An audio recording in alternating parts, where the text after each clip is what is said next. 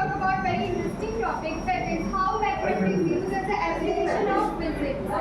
यह टॉपिक हमारे नॉलेज को बढ़ाने के साथ साथ हमें यह भी समझाता है कि मैथ्स केवल एक बुक्स का सब्जेक्ट नहीं है, बल्कि ये हमारे लाइफ का ही इम्पोर्टेंट पार्ट है।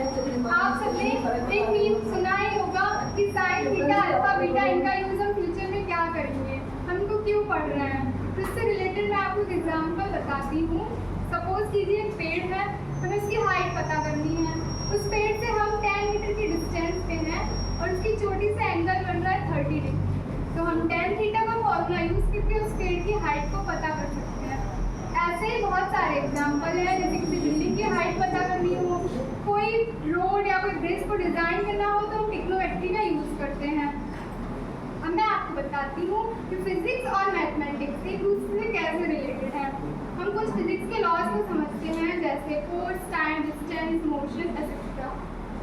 सपोज कीजिए कार है, वो उसी स्पीड से चल रही है, तो वो कितने टाइम में कितनी डिस्टेंस कवर कर रही है या उसकी स्पीड कितनी है, इसको भी हम मैथमेटिक्स के फॉर्मूलाज को यूज़ करके कैलकुलेट कर सकते हैं।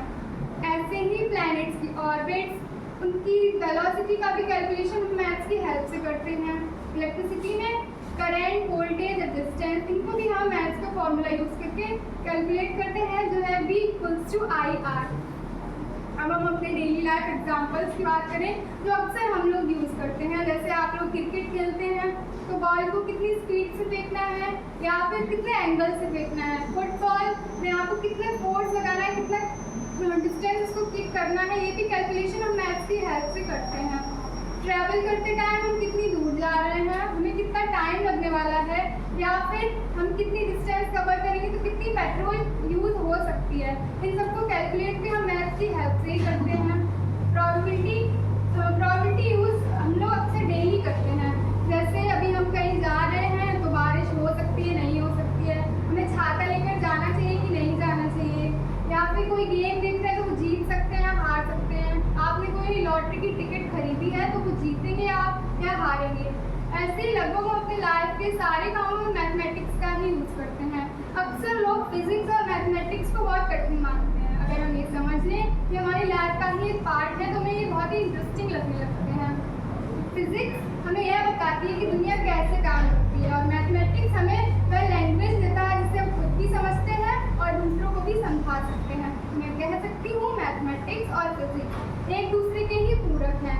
फिजिक्स मैथमेटिक्स के बिना काम नहीं कर सकती है, और मैथमेटिक्स के बिना फिजिक्स से कोई भी प्रिंसिपल ना हम प्रूव कर सकते हैं ना मीजर कर सकते हैं।